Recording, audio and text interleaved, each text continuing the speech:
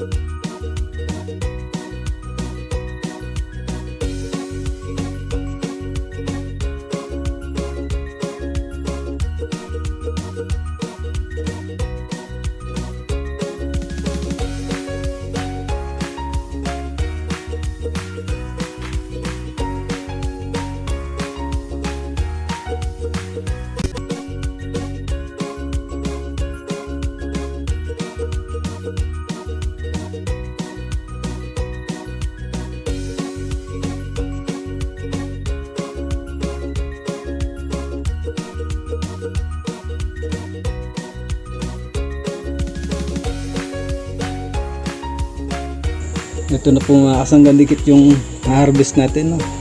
Siguro po may 3 kilo na to, kaya okay na po ito. Bali i-deliver ko na po dun sa umorder sa akin.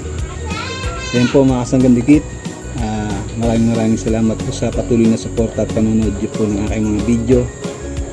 Isang mapagpalang araw pong muli sa inyo. Lagi po kayong mag-iingat at mabuhay po kayo.